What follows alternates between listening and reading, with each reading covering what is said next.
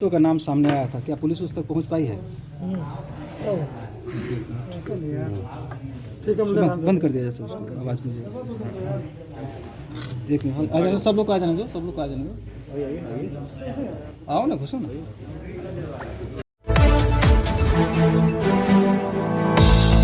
इस पूरे कांड में एक ऑडियो भी वायरल हुआ था, तो क्या पुलिस उस तक पहुंच पाई है? जो ऑडियो वायरल हुआ था वो उसके प्राप्त होने के पश्चात हम लोगों ने उस व्यक्ति को या जो कारोबारी है उसको तलाशने की कोशिश की है और इसी क्रम में हम लोगों ने गिरफ्तारी भी की है और उसी के निशानदेही पर बरामदियाँ भी की जा रही है। इस क्रम में गिरफ्तारी की संख्या और आगे जो भी कार्रवाई होगी और जो भी बरामदगी होगी इसका डिटेल्स हम लोग आपको बाद में देंगे, लेकिन हम लोग इसमें काफ़ी आगे प्रगति भी कर रहे हैं और जो लोग इसमें शामिल है उसके बारे में भी जानकारी इकट्ठा कर रहे हैं। जो फैक्ट्री सर आपके द्वारा उद्भेदित की गई है उसमें किस तरह से शराब बनाई जा रही थी? बताया जा रहा है कफ सिरप में स्पिरिट मिला करके शराब बनाई जा रही थी, ऐसी कुछ बातें सामने आई? फैक्ट्री नहीं, एक 2 रूम का एक कमरा था जहाँ पर कि उससे शराब बरामद भी हुआ है और वहाँ पर कुछ उसके गैलन वगैरह भी जो उसके रखने का जगह है वो स्टोरेज यूनिट्स वगैरह स्टोरेज करने का भी चीज़ था। तो वहाँ पर अभी उसमें कौन कौन से चीज़ का प्रयोग किया जाता था उसको भी हम लोग जांच करने के लिए विशेषज्ञ को बुला रहे हैं और देखने से जो है कई चीज़ें वहाँ पर दिखी हैं जिसमें स्पिरिट भी दिख रहा था, पॉलीथीन में भी रखा हुआ था और कुछ जो है विदेशी शराब की बोतलें भी दिख रही थी, लेकिन उसके अंदर का क्या कंटेंट है नहीं है ये सब भी जांच के लिए हम लोग विशेषज्ञ की टीम बुला रहे हैं। कितनी शराब की बरामदगी हुई और कौन से लोग गिरफ्तार? उसका अभी काउंटिंग नहीं हुआ है, वो इन दी प्रोसेस, वो सभी चीज़ प्रोसेस में है। गिरफ्तारी की संख्या हम नहीं बता सकते क्योंकि कंटिन्यूस ये गिरफ्तारी चल रही है। मामला से हम इनकार नहीं कर सकते, परंतु इसका सत्यापन जैसा कि डीएम साहब ने भी कहा मेडिकली और जो उसके लिए अनुसंधान होता है और जो भी चीज़ हमें प्राप्त हुआ है उसका लिंकेज इस घटना से है या नहीं, क्योंकि शराब की बरामदगी केवल उस जगह से भी नहीं बल्कि पूरे ज़िले में कई जगहों से हो रही है।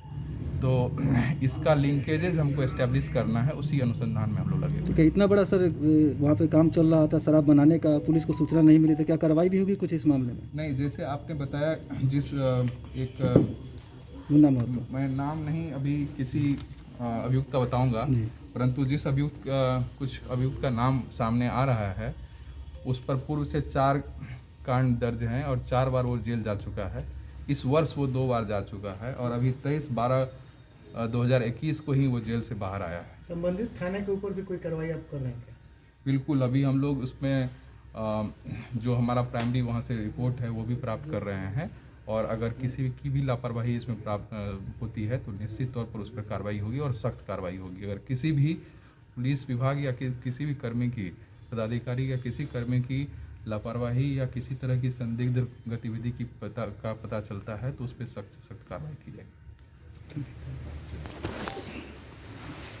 एक और बात की आपसे। हाँ बताइए सर, हम लोगों के लिए एक प्रेस भवन का निर्माण कई लाख रुपए खर्च करने के बाद प्रेस क्लब का भवन का निर्माण हुआ, लेकिन सर उसमें कुछ कतिपय कारण कार्रवाई चल रही है ठंड, अब क्या अपील करेंगे? सर क्या अपील अभी जिले में पूरे प्रदेश में शीतलहर चल रही है, जिसको देखते हुए सभी प्रखंडों में, अंचलों में व्यापक इंतजाम किए गए हैं, जिसमें कंबल वितरण का भी कार्यक्रम शामिल है।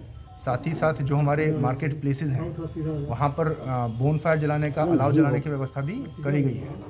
इसके अतिरिक्त हमारे नगर निगम क्षेत्र में एक रैन बसेरा भी है, जहाँ पर भी कई व्यक्ति अपने रात में विश्राम कर सकते हैं। इसमें मैंने खुद भी कंबल वितरण किया है और मेरे अधिकारी, चाहे वह अनुमंडल स्तर के हों, चाहे प्रखंड स्तर के हों, चाहे शहरी क्षेत्र हो या ग्रामीण क्षेत्र हो, सब जगह पे हम लोगों ने कंबल वितरण किए हैं। अभी हम समझते हैं 1500 के आसपास कंबल हम लोगों ने बांटे होंगे और लगभग 100 के आसपास की संख्या है जो जिले में अलग अलग जगह पर जहाँ पर अलाव जला रहे हैं।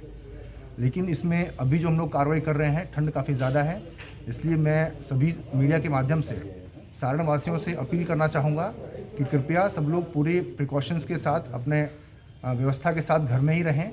विशेष रूप से रात में अपना ध्यानपूर्वक घर के अंदर सोएं, ताकि ठंड लगने का जो अभी संभावना हो रही है और ऐसी भी सूचना मिल रही है कि ठंड लगने से भी कुछ लोगों की मृत्यु हो रही है, तो इसका भी हम लोग जानकारी मिलने पर कार्रवाई, इसके ऊपर भी हम लोग विधि सम्मत कार्रवाई करेंगे। मगर मीडिया के माध्यम से मेरा अनुरोध है कि कृपया सभी लोग इसका ध्यान रखें, अपने अपने स्वास्थ्य का ध्यान रखें और घरों के अंदर ही रहें। धन्यवाद। इस बारे में अभी हम स्पष्ट रूप से कुछ नहीं कह पाएंगे कि शराब कंजम्पशन की वजह से मौत हुई है कि नहीं हुई है, लेकिन उस इलाके में शराब के बिकने की सूचना जरूर प्राप्त हुई है और हमने भी उस क्षेत्र का भ्रमण किया है। वहाँ पर कुछ शराब की बरामदगी की गई है। और किन हालात में उनकी मौत हुई है, क्या कार्रवाई चल रही है? देखिए, जो सूचना अभी तक मिली है उसके अनुसार मकेर और अमनौर सारण जिला के दोनों प्रखंड हैं, दोनों एडजॉइनिंग प्रखंड हैं और उसका एक मार्केट एरिया है जहां से संदिग्ध परिस्थितियों में कुल 5 व्यक्तियों के मरने की सूचना मिली है। मृत्यु का कारण क्या है इसकी समीक्षा की जा रही है। इसमें से प्रशासन को जब जानकारी मिली है उसके बाद 2 व्यक्तियों का पोस्टमार्टम भी कराया गया है, जिसकी अभी हम लोगों को ऑफिशियल रिपोर्ट्स मिलना बाकी हैं। तो रिपोर्ट्स आएगा उसके बाद ही हम लोग इसमें स्पष्ट रूप से कुछ कह सकने की स्थिति में रहेंगे कि मौत का कारण क्या है।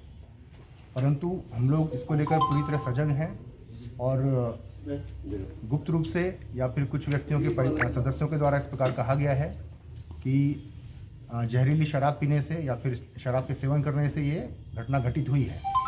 तो इसलिए प्रशासनिक सतर्कता बरतते हुए हम लोगों ने इसमें काम आगे कर रहे हैं। पुलिस विभाग, एक्साइज डिपार्टमेंट सभी की ओर से इसमें नियमानुकूल कार्रवाई की जा रही है। जो पूरा क्षेत्र है उसमें सघन छापेमारी की जा रही है और इसमें जो भी बैकवर्ड लिंकेजेस के माध्यम से सूचना प्राप्त हो रही है उसके अनुसार कार्रवाई की जा रही है, ताकि जो भी इसमें यदि कोई व्यक्ति शामिल है तो उसको पकड़ा जा सके और उसके ऊपर कार्रवाई की जा सके।